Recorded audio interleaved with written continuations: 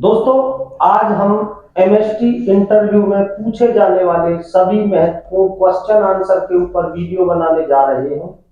यदि आपने अभी तक हमारे चैनल को सब्सक्राइब नहीं किया तो चैनल को सब्सक्राइब कर लें और साथ में बेल आइकन को भी दबा लें ताकि आने वाली वीडियो की नोटिफिकेशन आपको मिलती रहे। तो दोस्तों, आज हमारे पास ऑफलाइन के साथी मिस्टर श्री राम यादव हैं और श्री राम यादव का हम एमएसटी लेवल का इंटरव्यू लेंगे और आप भी पूरा वीडियो देखकर कमेंट करके बताएं कि इंटरव्यू में पास हुए या फेल। आज हम एमएसटी इंटरव्यू में पूछे जाने वाले हर एक क्वेश्चन आंसर पर वीडियो बनाएंगे। जी रिज्यूम है? जी सर। जी जी। Mister Shri Ram Yadav, tell me about yourself. Sir, मेरा नाम श्री राम यादव है। मैं उत्तर प्रदेश के बस्ती जिले से रहने वाला हूँ। ओके सर, मेरा 3 साल का एक्सपीरियंस है। मैं पारसनाथ रेस्टोरेंट सोसाइटी में वर्क कर रहा हूँ। ओके जी सर। अभी किस पद पर काम कर रहे हैं आप? एमएसटी पर सर। एमएसटी, तो एमएसटी की फुल फॉर्म क्या होती है श्री राम जी? मल्टी बोलो बोलो भाई, इधर उधर क्यों देख रहे हो? बताओ। इंटरव्यू में हंसी आती है क्या भाई? आपने देखा होगा इंटरव्यू में ज्यादातर लोग multi skill technician. Multi skill technician, हाँ तो बताएं। तो दोस्तों, आपने देखा होगा इंटरव्यू में, मैंने कहीं नहीं देखा कि आदमी को हंसी आई। तो अभी इनका क्या है, फर्स्ट क्वेश्चन में तो अभी हंसी आ रही है, बाद में नहीं आएगी। बाकी ऐसा भी नहीं होना चाहिए कि हमें जो ज्यादा निर्वस नहीं होना चाहिए, हमें खुल के बैठना चाहिए। जी सर। तो श्री राम ये बताइए, आपने लिखा डीजी ऑल चेक्स। डीजी के कितने चेक्स होते हैं? 4 चेक होते हैं सर। कौन कौन से? A check, B check, C check और D check. Okay, A check कब करते हैं? ए चेक हम सर डेली करते हैं।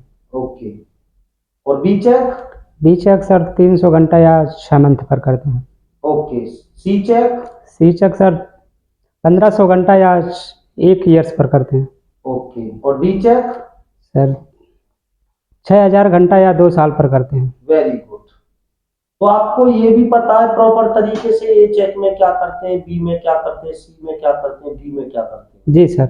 ओके, आपने लिखा operating and maintenance of transformer. तो ऑपरेटिंग तो ठीक है, मेंटेनेंस में क्या करते हैं? पीपीएम सर करते हैं। Ppm, okay very good. Ppm की फुल फॉर्म क्या होती है? Planning maintenance. Ppm planning maintenance और इवेंट।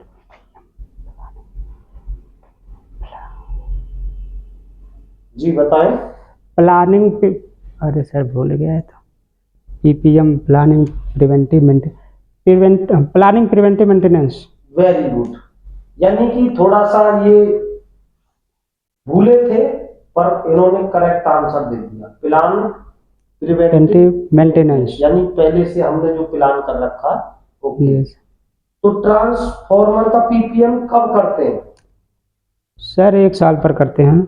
1 साल पर? जी सर। तो किया आपने पीपीएम कभी? सर किया नहीं, देखा हूँ सर। देखा है, जी। ओके।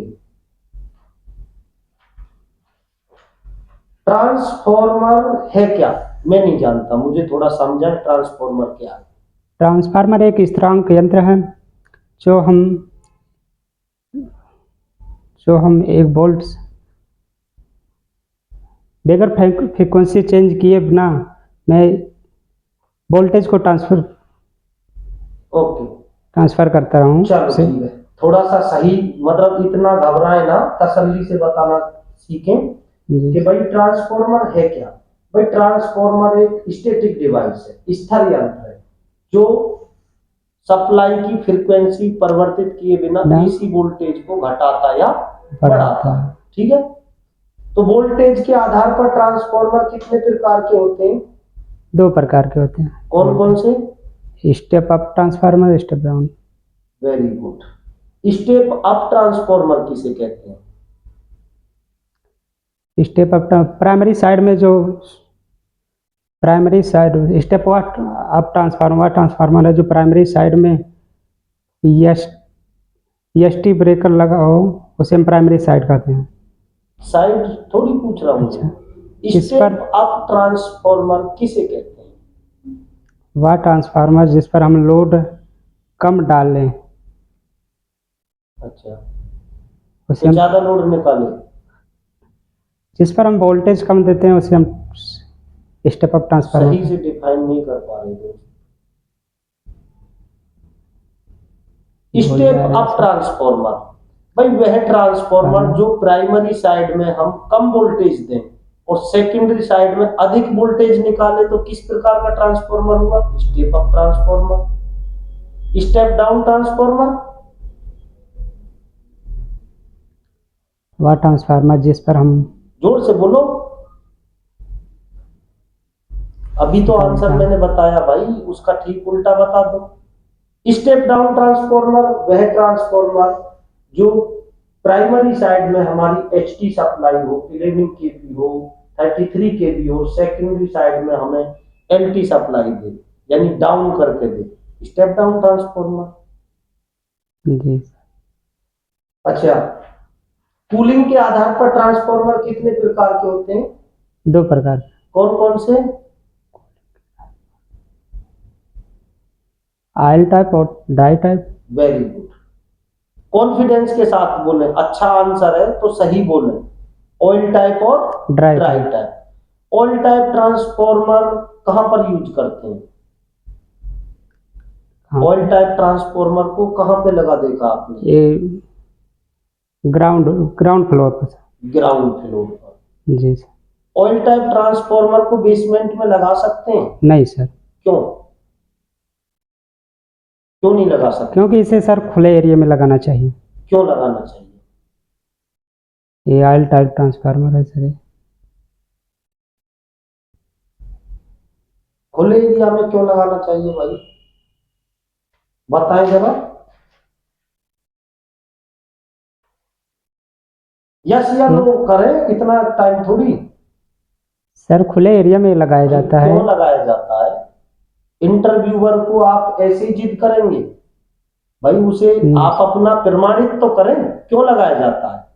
इंटरव्यूअर भी तो यही पूछेगा भाई क्यों लगाया जाता है, तो आप प्रमाणित करें या एक ही वर्ड रिपीट करते रहेंगे सर खुले एरिया में लगाया जाता है, भाई क्यों लगाया जाता है? No sir. दोस्तों, ऑयल टैप ट्रांसफॉर्मर, भाई ऑयल टैप ट्रांसफॉर्मर को हम ग्राउंड फ्लोर पर लगाते हैं। श्री राम जी ने भी यही जवाब दिया, बट ये जवाब नहीं दे पाए कि क्यों लगाया जाता है। ऑयल टैप ट्रांसफॉर्मर नाम से ही पता, उसके अंदर वाइंडिंग को ठंडा करने के लिए इंसुलेटेड ऑयल होता है, और जब लोड पड़ता है ट्रांसफॉर्मर पर, ऑयल हीट होता है, तो ट्रांसफॉर्मर के साथ में कूलिंग ट्यूब होती है, फिन्स होती है, उनमें ऑयल सर्कुलेट होता है और वह ऑयल हमारा नेचुरल एयर के द्वारा ठंडा होता है। और भाई बेसमेंट में हम लगा देंगे तो वहां पर नेचुरल एयर नहीं मिलेगी तो ऑयल ठंडा नहीं होगा। यही तो आंसर है। अच्छा, ट्रांसफॉर्मर में प्रयोग होने वाले ऑयल का क्या नाम है? Naphtha mineral oil. Naphtha mineral oil, very good. Transformer में आपने कभी डिहाइड्रेशन होते देखा है? जी सर। क्या होता है डिहाइड्रेशन? ट्रांसफार्मर में जब हमारा वो मॉइस्चर आ जाता है, हाँ, तो उसमें सर डिहाइड्रेशन करते हैं। ओके, कितने समय में करते हैं? 1 साल भर में सर। 1 साल में, ओके, करेक्ट आंसर है दोस्तों। जब हमें कभी नमी होने का शक होता है ट्रांसफॉर्मर इंसुलेटेड ऑयल में, तो हम उसका डिहाइड्रेशन कराते हैं। और 1 साल भी अच्छा आंसर है, नहीं तो हम सर्दी के मौसम में या बरसात के मौसम में जब भी हमें डाउट होगा उसका डिहाइड्रेशन कराते हैं। जब बीडीबी टेस्ट जानते हैं? जी सर। क्या होता है? Vacuum circuit breaker.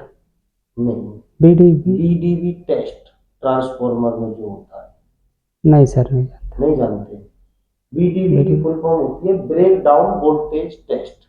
जब हम डिहाइड्रेशन का प्रोसेस हमारा कंप्लीट हो जाता है, ये 7-8 घंटे का प्रोसेस होता है, उसके बाद हम ऑयल का सैंपल लेते हैं और उसी में बीडीवी मशीन में हम लगाकर उस सैंपल को ये चेक करते हैं भाई कितने वोल्टेज पर ये शॉर्टिंग होगा।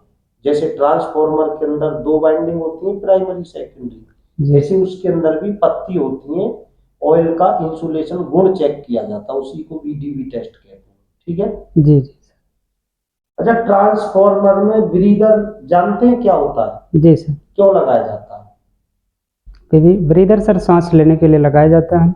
कब सांस लेता है ट्रांसफार्मर? जब सर हमारा ट्रांसफार्मर हीट हो जाता है अधिक लोड पाने की वजह से, हाँ, तो कंजर्वेटर में जगह रहता है वो फैलता है। ओके, तो जब हमारा ट्रांसफार्मर जब लोड कम हो जाता है उसकी वजह से घटने लगता है, तो उसमें हमारा ब्रीदर सांस लेता है। ओके, ब्रीदर में सांस मॉइस्चर ना आने की वजह से उसमें सिलिका जेल लगाई जाती है, ओके, सिलिका जेल भरा जाता है जिससे मॉइस्चर ना आए। वेरी गुड, अच्छा आंसर है। यानी कि जब हमारे ट्रांसफार्मर पर लोड पड़ता है तो ऑयल हीट होता है और वो फैलता है। जी अब कंजर्वेटर उसे फैलने के लिए स्थान देता है, और जब लोड घटता है तो ऑयल धीरे धीरे सिकुड़ता है, उस समय ट्रांसफार्मर सांस लेता है। अच्छा आंसर है।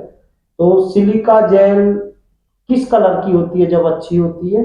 ब्लू कलर की sir. Blue colour, very good. और जब नमी सोख जाती है तब किस कलर की होती है? पिंक कलर की। पिंक कलर की, ओके। ट्रांसफार्मर में एक पाइप नुमा ऊपर को ऐसे उठ के और नीचे को मुड़ा रहता है, क्या नाम है उसका? देखा? देखा सर इस किस टाइप के ट्रांसफार्मर में देखा है?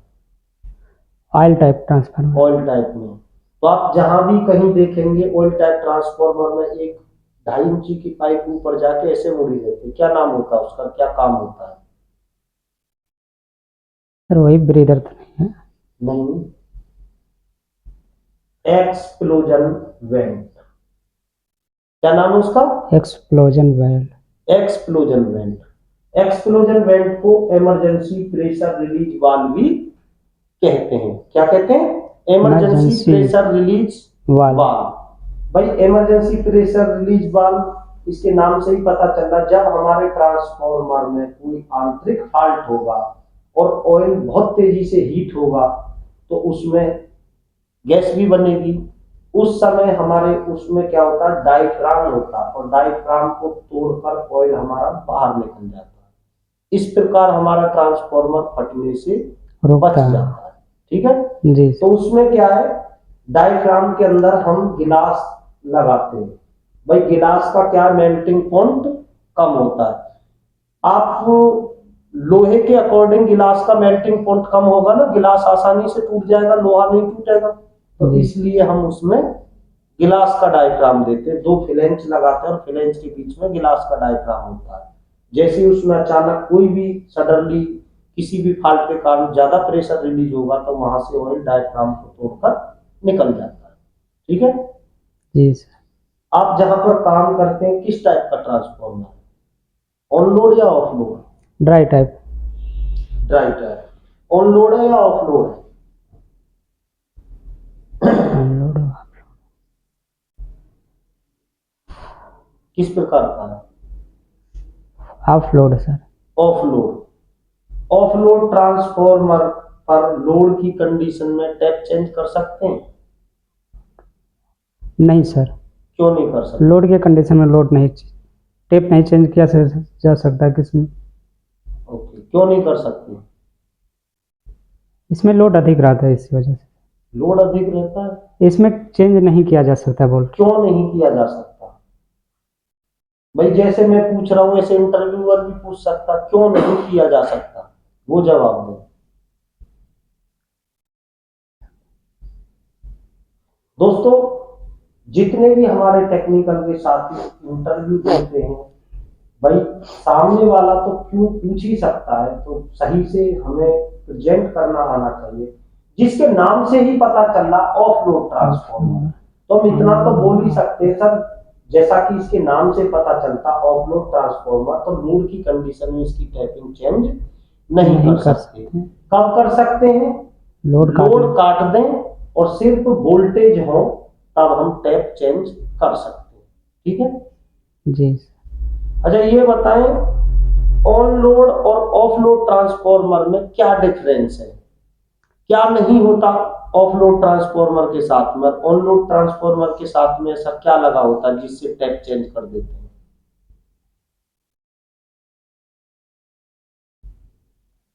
बताइए। अनलोड टेप ट्रांसफार्मर में सम लोड पर ही हम टेप को चेंज कर सकते हैं, ऑफ लोड में दोस्त वो मैं समझ गया, ये तो मेरा ही सब क्वेश्चन है। मुझे डिफरेंस बताएं कि भाई ऑन लोड और ऑफ लोड में क्या ऐसी चीज है जो ऑन लोड के साथ लगी होती है और ऑफ लोड के साथ नहीं होती, या हम कैसे पहचानेंगे किसी भी साइड पर जाकर ये ऑन लोड ट्रांसफार्मर है या ऑफ लोड ट्रांसफार्मर है? डिफरेंस पता है? यस नो बताएं। अनलोड ट्रांसफार्मर में OLC ट्रांसफार्मर लगा रहता है। अनलोड दोस्तों चेंजर हमारे साथी रात दिन कार्य करते हैं और कार्य करने के बाद भी सही से इंटरव्यूअर को नहीं बता पाते और फिर इंतजार करते हैं कि भाई कॉल आएगी। तो कैसे कॉल आ जाएगी? ऑन लोड और ऑफ लोड की बात करें भाई, ऑन लोड ट्रांसफार्मर के साथ में OLTC लगा होता है। जैसा हमारा मार्शलिंग बॉक्स OTI WTI के लिए होता है ऐसे ही OLTC होता है, यानी कि ऑन लोड टैप चेंजर। और LT पैनल में RTCC लगा होता है। ये मुख्य पहचान है ऑन लोड ट्रांसफार्मर की। और जहां पर ऑफ लोड ट्रांसफार्मर है उसके साथ में OLTC और RTCC नहीं होगा। ठीक है। ट्रांसफार्मर की सेफ्टी बताएं, ऑल टाइप ट्रांसफार्मर की क्या क्या सेफ्टियां होती हैं? 3 सेफ्टी होती है सर। कौन कौन सी? OTI WTI बकुल जरी रिले। OTI की फुल फॉर्म क्या होती है? Unload tap changer. On load tap changer. Sorry sir. Oil temperature indicator. Okay. WTI winding temperature indicator. Very good. Oil temperature setting हम कितने पर रखते हैं? ऑयल टेम्परेचर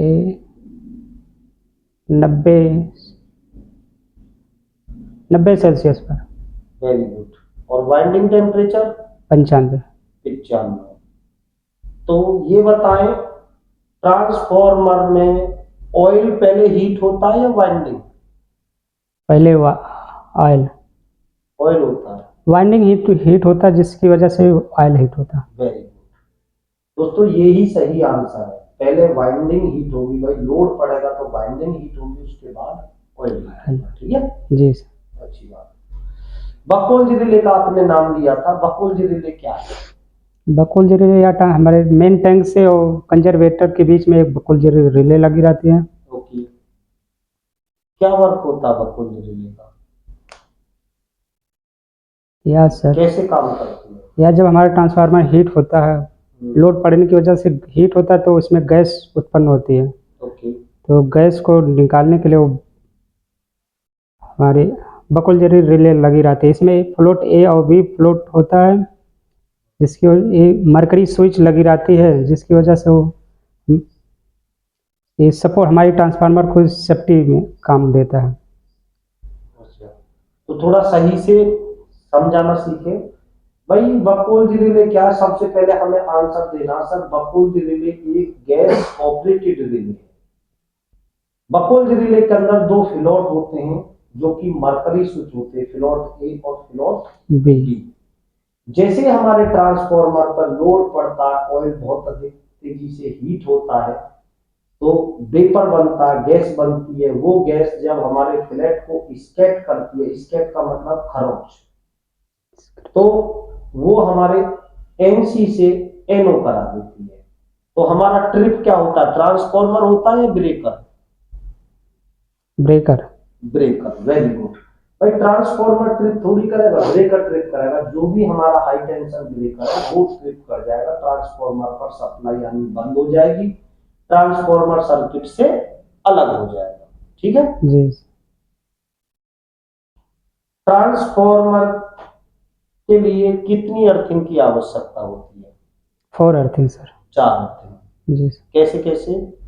2 न्यूटन के लिए, 2 बॉडी के लिए सर। Very good. न्यूटन के लिए 2 अर्थिंग देना क्यों जरूरी है?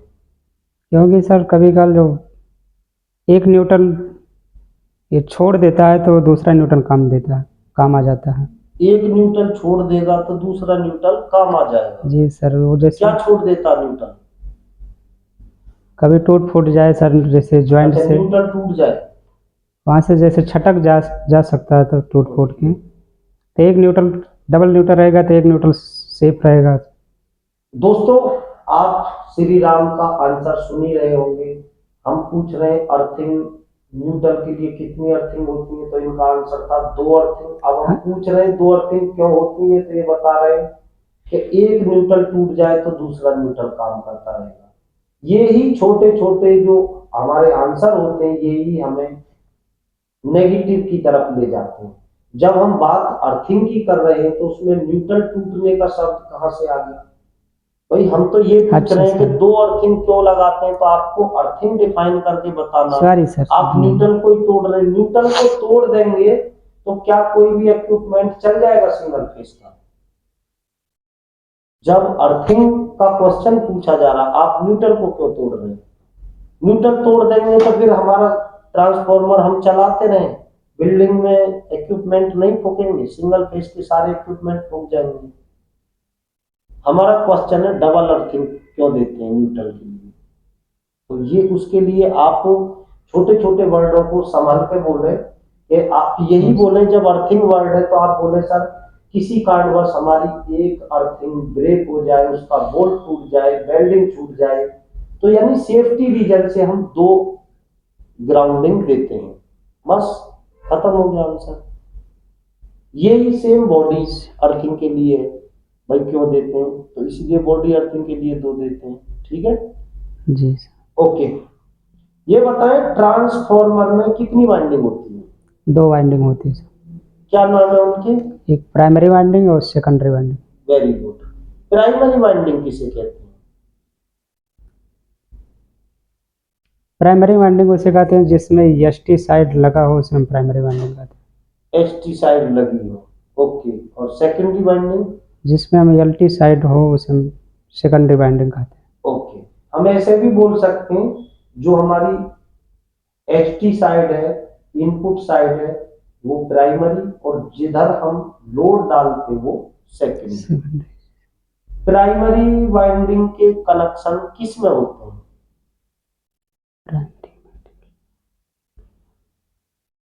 डेल्टा में सर। Delta, very good. और सेकेंडरी के? स्टार में। Very good. एचटी साइड में, प्राइमरी साइड में कितने वायर, कितनी केबल आती है? प्राइमरी में सर हाँ, सिंगल केबल। Single cable. कितने कोर की होती है? कोर मतलब सर नहीं समझा। कोर मतलब जैसे उसके अंदर 3 तार होते हैं, 4 तार होते हैं, क्या तार होते हैं? आपने बोला 3 तार सर। 3 तार। 3 तार कौन कौन से? Red, black, yellow. Red, black, yellow. जी सर। रॉन्ग, गलत है। बताए दोबारा। फेज सीक्वेंस क्या होता है? भाई हमारे यहाँ जो 3 अच्छा, फेज हैं उनके कलर क्या होते हैं? रेड, ब्लैक, येलो रहता है सर। अरे आरबीवाई सर, आरबीवाई। आरबीवाई? जी सर, आरबीवाई। दोस्तों आप रेड, ब्लैक, येलो। तो इनका आंसर क्या, यानी आर वाई बी भी सही से नहीं बोल पा रहे। आर वाई बी बोलो भाई। जी सर, यही तो फेस ही बोल तो रहा। आते हैं। आर वाई भी तो आर वाई बी तो होते हैं। और कलर कोडिंग की बात करें हम, चलो ये बताइए। ध्यान से आर वाई बी हो गए, चलो ये फेस के लिए तीनों ही कलर आर वाई बी ये हमारे फेस के हैं। और न्यूटन का कलर कौन सा होता है? ब्लैक। Very good. और अर्थिंग का? अर्थिंग का वाई। अर्थिंग के लिए किस कलर का वायर यूज करते हैं? ब्लैक का सर, अर्थिंग के लिए ब्लैक। अर्थिंग के लिए घर में हाउस वायरिंग हुई है आपके? सर। कौन सा कलर का वायर यूज किया? स्टैंडर्ड क्या है भाई? Green use black. करते हैं, अर्थिंग के लिए ग्रीन यूज नहीं करते। तो जी दोस्तों सर, ग्रीन। इस तरह का हम हाँ जी आंसर, भाई, छोटी हाँ छोटी जी चीजों भाई। को भी इंटरव्यूअर रीड करता है। भाई आर वाई बी तीनों कलर हमारे फेस के लिए हो गए, ब्लैक हमारा न्यूट्रल का हो गया, अर्थिंग के लिए ग्रीन हो गया। चलो कोई नहीं। ये बताइए, जो हम ये सॉकेट है सामने, इस सॉकेट में हम 3 पिन टॉप लगाते हैं, तो 3 पिन टॉप में एक पिन लंबाई में अधिक क्यों होती है और मोटाई में अधिक क्यों होती है? आपने देखा प्रेस का हम 3 पिन टॉप लगाएंगे जी सर। सॉकेट में तो उसमें 3 पिन होती है, एक एक पिन मोटी होती है और लंबाई में भी अधिक होती है, क्यों? उसमें अर्थिंग लेने के लिए सर। अर्थिंग लेने के लिए। और आगे और नहीं मालूम सर। मोटी क्यों होती है? इससे भी नहीं मालूम सर। ओके दोस्तों, 3 पिन टॉप में बहुत से साथी ऐसे बताते सर बैलेंसिंग के लिए होती है। मेरे सामने ये चार्जर लग रहा है, इसमें 2 ही पिन है, किसी किसी में 3 आती है, तो इसमें कहाँ बैलेंसिंग बननी है? 2 पिन पे ही लगा हुआ है। तो मेन रीजन ये होता है, सपोज दैट हमारा फ्रिज का 3 पिन टॉप है, फ्रिज का कोई वायर उसकी बॉडी के साथ कनेक्ट है, और हम जैसे ही सॉकेट को लगाएं, और लगाएं तो सबसे पहले वो लंबाई में अधिक इसलिए होता है ताकि हमारे फेस और न्यूट्रल की पिन से पहले अर्थिंग की पिन कनेक्ट हो। लंबाई अधिक होगी तो जैसे ही हम 3 पिन टॉप में 3 पिन टॉप सॉकेट में लगाएंगे तो सबसे पहले अर्थिंग कनेक्ट हो जाएगी, जी सर। उनकी उसकी लंबाई अधिक होती है। अब हम बात करते हैं भाई उसका क्रॉस सेक्शन मोटी क्यों होती है? तो कोई भी जब हमारा लीकेज करंट होगा तो उस कंडीशन में क्या होगा? ओवर करंट फ्लो होगा, ताकि वो मेल्ट ना हो। जी भाई कैपेसिटी से अलग करंट, ज्यादा करंट फ्लो होगा तो उसकी कैपेसिटी अधिक रहे ताकि वो मेल्ट ना हो, जले ना। ठीक है, ओके। और आपने लिखा है operating LT and HT panel. LT क्या होता है? एलटी एक पैनल होता है। एलटी की जिस फुल फॉर्म क्या होती है? Low tension. Very good. HT? High tension. High tension. Operating and maintenance of transformer attend all flat complaint. Operating and maintenance of ACB. ACB क्या होता है? एसीबी एक ब्रेकर होता है। एसीबी की फुल फॉर्म क्या होती है? इस air circuit breaker. Very good. ACB की कितनी सेफ्टियां होती हैं? दो सेफ दो सेफ्टियाँ होती हैं। कौन कौन सी? माइक्रोलॉजिकल रिले और एक्सटर्नल रिले। ओके। माइक्रोलॉजिकल रिले में क्या क्या सेफ्टियां आती हैं? इसमें सर अर्थ फॉल्ट, हम्म, ग्राउंड फॉल्ट फॉल्ट और स्टोटेनियस। एक मिनट, अर्थ फॉल्ट और ग्राउंड फॉल्ट अलग अलग है? अर्थ ग्राउंड फास्ट सर। अच्छा, ग्राउंड फास्ट। ओके, और? इंस्टोटेनियस। ओके, और? Overload sir. ओके।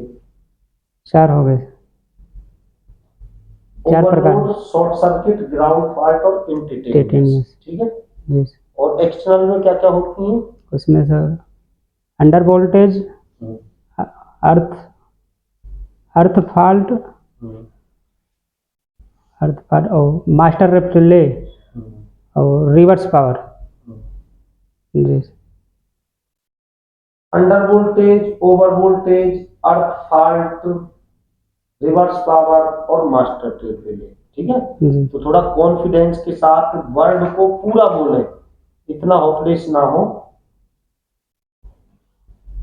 एसीबी में फिक्स कॉन्टैक्ट क्या होते हैं? फिक्स कॉन्टैक्ट किसे कहते हैं? फिक्स एसीबी के अंदर हाँ, एसीबी के अंदर 3 रिले होते हैं, वही वाला सर। अच्छा, कांटेक्ट नहीं होते। कितने कांटेक्ट होते हैं एसीबी के अंदर? 3 होते हैं सर। कौन कौन से?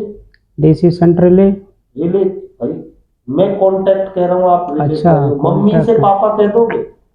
नहीं सर, कॉन्टैक्ट 4 होते हैं उस। कौन कौन से? याद नहीं आ रहा सर। फिक्स कांटेक्ट, हाँ। मूविंग कांटेक्ट, एक्सिलरी कांटेक्ट और जॉब कांटेक्ट। तो फिक्स कांटेक्ट पूछा गया भाई क्या होते हैं, तो हमारे साथी इतना भी कॉमन सेंस यूज नहीं करते। जब जिसके नाम के लिए बोला जाता है फिक्स कांटेक्ट, जो अपने स्थान पर फिक्स है। मूविंग कांटेक्ट जब हम ब्रेकर को ऑन या ऑफ करते हैं, जो मूवमेंट करते हैं, जो आके ब्रेकर को ऑफ करेंगे तो मूविंग कांटेक्ट फिक्स कांटेक्ट से डिस्कनेक्ट हो जाएंगे। हम ब्रेकर को ऑन करेंगे तो मूविंग कांटेक्ट आके कनेक्ट हो जाएंगे, तभी तो ब्रेकर हमारा आउटपुट देगा। आप ये स्विच है, इस स्विच को ऑफ कर देते तो पंखा चलने लगेगा? नहीं चलेगा ना। और स्विच को ऑन कर देंगे तो पंखा चलने लगेगा। भाई स्विच को ऑन करेंगे तभी तो वो सप्लाई आउट करेगा। भाई स्विच के अंदर 2 वायर लगे हुए हैं, एक इनपुट में लगा हुआ और एक आउटपुट में पंखे पे गया, और बीच में स्विच क्या कार्य कर रहा है, उसका स्विचिंग का कार्य कर रहा है। तो उसके अंदर भी तो 2 ही कॉन्टैक्ट है, फिक्स कॉन्टैक्ट और मूविंग कॉन्टैक्ट। फिक्स तो अपने स्थान पे फिक्स है ही, जब आप स्विच को ऑन कर देंगे तो जाके कनेक्ट हो जाएगा, आउटपुट जाने लगेगी। ठीक है जी। एमसीसीबी क्या होता है? एमसीसीबी एक ब्रेकर है सर। ब्रेकर है, क्या फुल फॉर्म होती है इसकी? MCCB melding cost circuit breaker. Melding cost, moulding cost circuit breaker. Moulding cost. CCB. हाँ। बताइए दोबारा। Moulding cost circuit breaker. Moulding cost. तो दोस्तों आप देख कॉस्ट सकते हैं सर्किट कि ब्रेकर। इतना जो छोटे छोटे चीजें हमारे साथियों को पता होना चाहिए। एमसीसीबी मोल्डिंग केस अच्छा, circuit case breaker. Circuit. MCB moulding case circuit breaker. Multi case circuit breaker. Moulding circuit breaker. अच्छा, moulding circuit breaker. Miniature circuit breaker यानी छोटा सर्किट ब्रेकर, मिनिएचर। अच्छा ये बताइए, आपने टीपीएन का नाम सुना? टीपीएन नहीं सर। देखिए टीपीएन, टीपीएन देखिए आपने? टीपीएन। हाँ जी, टीपीएन नहीं देखी आपने? नो क्या होती है टीपीएन नहीं जानते हैं? नहीं सर। ओके, तो दोस्तों यदि एमएसटी में कार्य करते और हम टीपीएन ना जाने तो फिर क्या जानते हैं? टीपीएन 3 पोल न्यूट्रल, यानी जो हमारा 4 पोल का जो ब्रेकर होता है वही तो टीपीएन होती है। भाई 3 फेस होते हैं और एक न्यूट्रल का ऑप्शन होता है, वही टीपीएन होती है। डीबी में आप जाओगे तो सबसे पहले जो हम इनपुट सोर्स देते हैं वो टीपीएन में देते हैं। टीपीएन के बाद में हम सिंगल पोल की एमसीबी लगाते हैं अलग अलग सर्किट के लिए। सबसे पहले हमारी इनपुट टीपीएन में ही तो आती है। डीबी देखा, डीबी डिस्ट्रीब्यूशन बोर्ड, उसमें सबसे पहले इनपुट टीपीएन होगी। टीपीएन में तो हमारी सप्लाई जाती है। आपको डीबी का पीपीएम करना है, सप्लाई को काटना, तो आप टीपीएन काट दें, सारे वायरों को सही से टाइटनेस कर सकते हैं, चेक कर सकते हैं। डीपी क्या होता है? Distribution board. DP, DP. अच्छा, DP. Yes no? No sir. Double pole. Double. भाई 2 पोल की एमसीबी को ही डीपी कहते हैं। और टीपी, टीपी क्या होती है?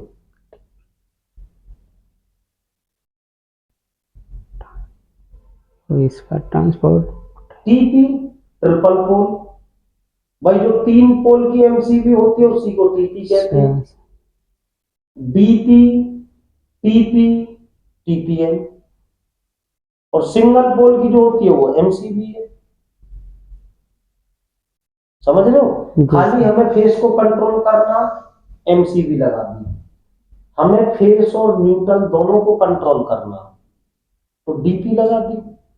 हमारी कोई 3 फेस की मोटर है, तो 3 फेस से ही तो चलेगी, या न्यूट्रल भी देंगे मोटर के लिए? नहीं सर। तो TP लगा दी। और कहीं हमें 3 फेस सप्लाई भी देनी है और वहां पर सिंगल फेस के इक्विपमेंट भी चलाने, तो हम TPM लगा देते हैं। वहां से हम 3 फेस सप्लाई भी उठा सकते हैं या सिंगल फेस के इक्विपमेंट भी चला सकते हैं। ठीक है।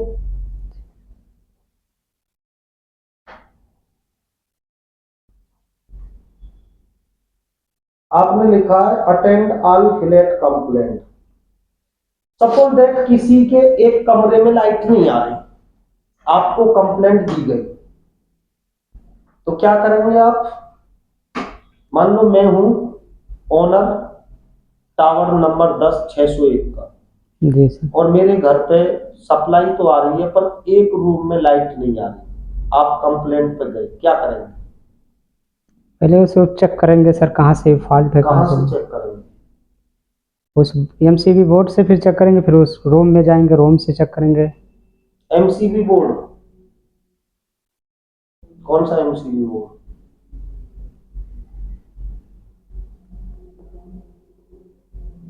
भाई आप कंप्लेंट पे जाएंगे, सबसे पहले बेल मारेंगे, अंदर से कोई निकल के आएगा तो दुआ सलाम करेंगे, फिर पूछेंगे सर क्या काम है, इलेक्ट्रीशियन हूं सर, कंप्लेंट है आपकी। अंदर जाएंगे तो गेट से एंट्री करते ही सबसे पहले आपको DB बॉक्स मिलेगा, डिस्ट्रीब्यूशन बॉक्स।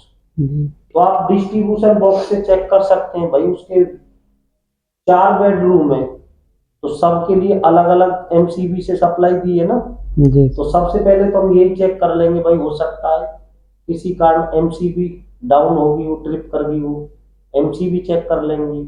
चलो MCB भी ठीक है, मान लिया।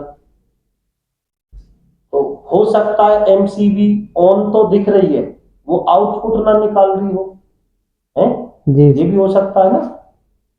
उसके बाद हो सकता है आउटपुट भी ठीक है, वो लाइट ही खराब हो गई हो, वो चेक कर लेंगे। हो सकता है लाइट ठीक हो।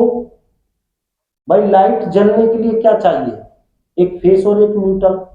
आप कंप्लेंट पे पहुंचे, मान लो ये लाइट है, ये नहीं जल रही थी, आपकी MCB ओके, सप्लाई ओके, जा रही है, ठीक है, बट है क्या, यहाँ पर हम टेस्टर टच करके देख रहे हैं फेस और न्यूट्रल पर, तो दोनों में टेस्टर जल रहा है, फेस में भी और न्यूट्रल में भी। क्या इशू है? बल्ब डैमेज होगा सर, बल्ब फ्यूज होगा। दोस्त मैं कह रहा हूं कि आपका बल्ब नहीं जल रहा और दोनों ही वायरों में सप्लाई आ रही है, फेस में भी और न्यूट्रल में भी टेस्टर दोनों जगह जल रहा है, तो क्या फॉल्ट है, क्या इशू है? इसमें शॉर्ट सर्किट हुआ होगा। शॉर्ट सर्किट है, ये कहीं शॉर्ट हुआ होगा तभी। अच्छा, तो ये नहीं पता कि सब, चलो शॉर्ट भी हो सकता, हम मान लिया। दोस्तों जब भी कभी ऐसा कोई इशू हो, न्यूट्रल पे यदि टेस्टर जलता है तो न्यूट्रल ब्रेक है कहीं से। सबसे पहले तो हम ये फाइंड आउट करें कि हमारा न्यूट्रल ब्रेक कहां से है।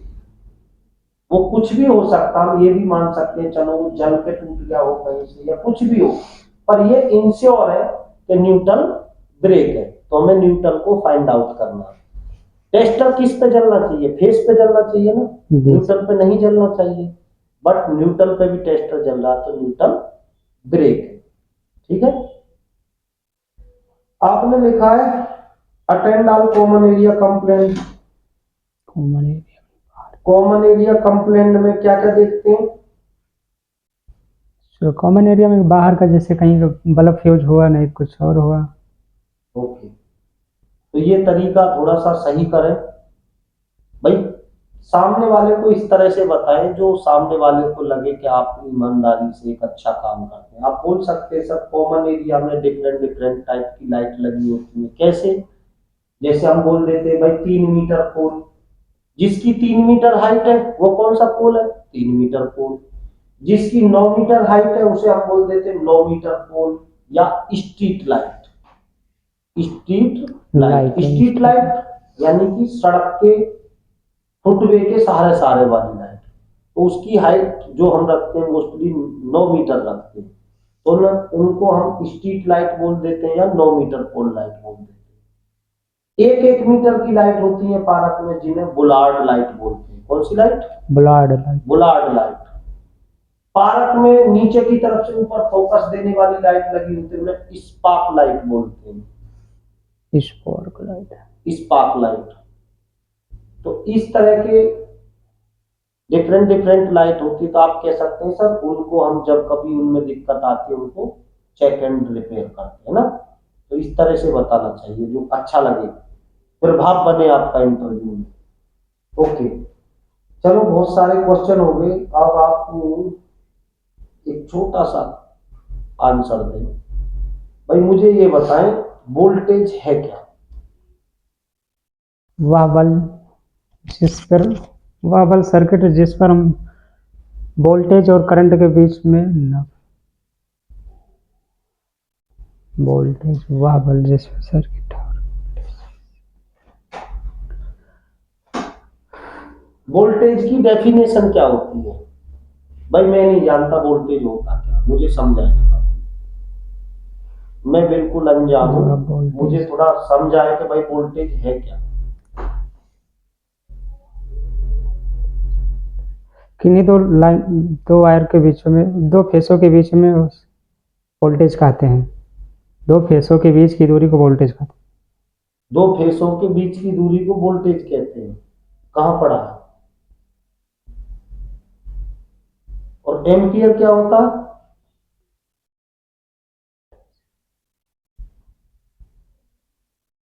एम्पियर क्या होता है? एम्पियर की डेफिनेशन क्या है? याद नहीं आ रहा। वोल्टेज वह बल जिसके कारण सर्किट में इलेक्ट्रॉन फ्लो होते हैं। अच्छा, ईएमएफ कहलाता है। ईएमएफ यानी इलेक्ट्रोमोटिव फोर्स, और इसको हम वी में मानते हैं। एम्पियर क्या है? किसी भी सर्किट में या किसी भी कंडक्टर में या किसी भी केबल में इलेक्ट्रॉनों के एक ही दिशा में फ्लो होने को करंट है ना। इलेक्ट्रीशियन के 5 मुख्य टूल्स क्या होते हैं? प्लायर हो गया, मल्टीमीटर हो गया, स्क्रू ड्राइवर हो गया, और टेस्टर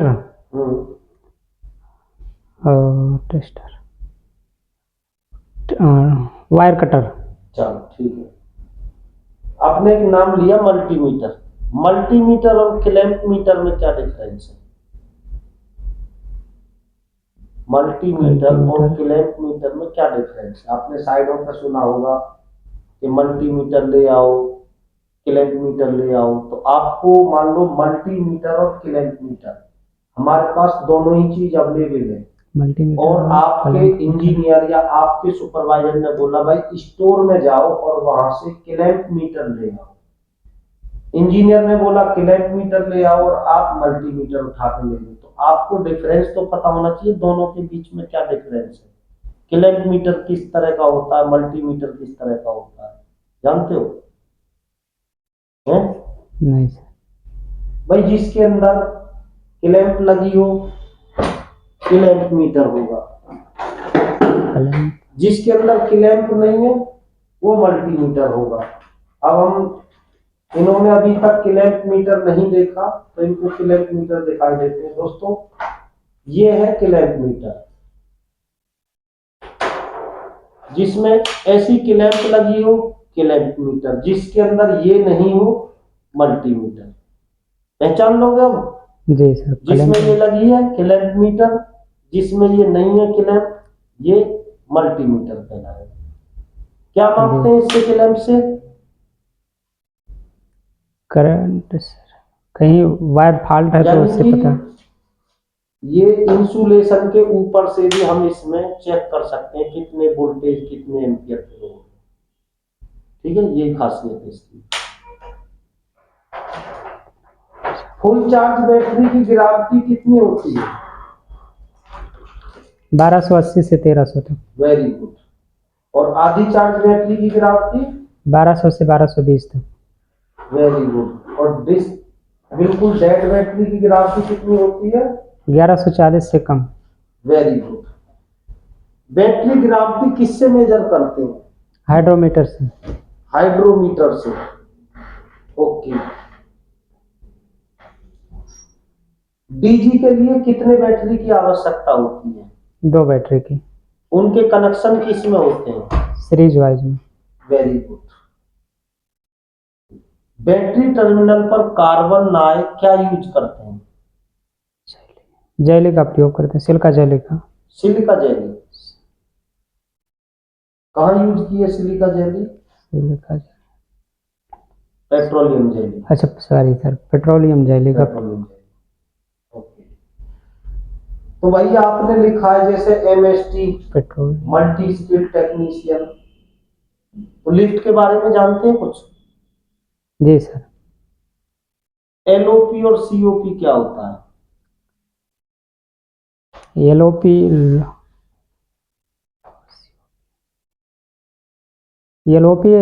लॉग माने बाहर के एरिया, और एलो सीओपी माने कार, जिसे कार कहते हैं, अंदर की। तो दोस्त इसमें एक वर्ड और यूज कर दो कार। भाई, बाहर के बटन और अंदर के बटन, इतना अच्छा। कहोगे तब भी अच्छा आंसर रहेगा। आप कह रहे हो बाहर का एरिया अंदर का एरिया। जी। एलओपी फुल फॉर्म क्या होती है?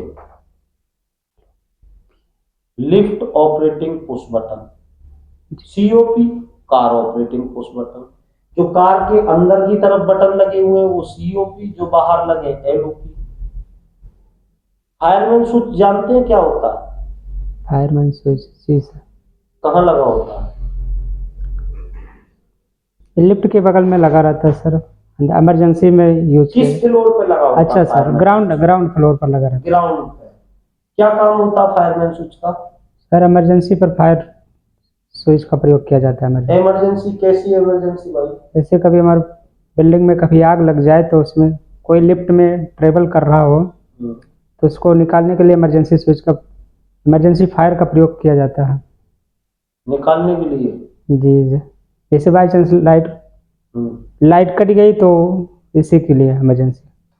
कोई नहीं, थोड़ा सही से तैयारी करो। फायरमैन स्विच का उपयोग हम इसलिए करते हैं ताकि हमारी बिल्डिंग में कभी फायर का केस हो तो हम फायरमैन स्विच को ऑन कर देंगे, तो लिफ्ट हमारी किसी भी फ्लोर पे होगी तो नीचे आ जाएगी और ग्राउंड फ्लोर पर आकर दरवाजे खोल देगी, ताकि हमारे लिफ्ट के अंदर किसी को फंसने की कोई संभावना ना रहे, कोई आग के केस में लिफ्ट के अंदर ना फंसे। ठीक है जी सर। आपके यहाँ पर जनरेटर कौन सी कंपनी का लगा है?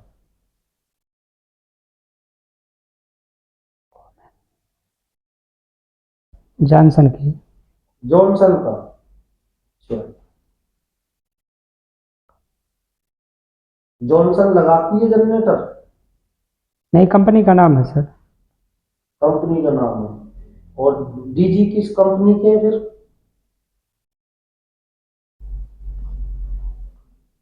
डीजी किस कंपनी के लगे हुए? पहले क्या पूछे सर? पहले भी यही पूछा था। तो जनरेटर किस कंपनी के लगे हुए आपके यहाँ? तो ये डीजी है सर, जॉनसन की।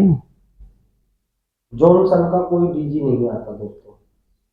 क्यूमिंस का होगा, अच्छा, क्यूमिंस। कैटरपिलर का होगा, और वोल्वो पेंटा का होगा, एमड्यूज का होगा, है ना, किर्लोस्कर का होगा। ये तो होते हैं जनरेटर। जक्सन का जनरेटर नहीं आता। जक्सन कैनोपी बनाती है अपनी। कैनोपी जानते हो क्या होती है? नो। कैनोपी, डीजी कैनोपी,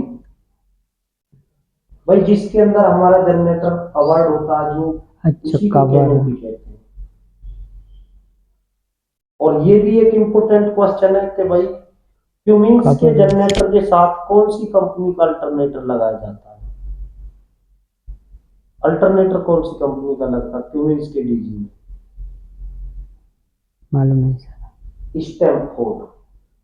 दोस्तों क्यूमिंस के जितने भी जनरेटर है, हर जनरेटर के साथ में स्टैमफोर्ड का अल्टरनेटर लगा हो, ठीक है। तो दोस्तों ये श्री राम यादव का जो इंटरव्यू एमएसटी के लिए है, और आप सभी साथी भी कमेंट करके बताएं कि भाई ये इंटरव्यू में पास हुए या फेल, क्योंकि इंटरव्यूअर कई चीजें देखता है। इंटरव्यूअर ये भी देखता है कि भाई बच्चे के अंदर कॉन्फिडेंस कैसा है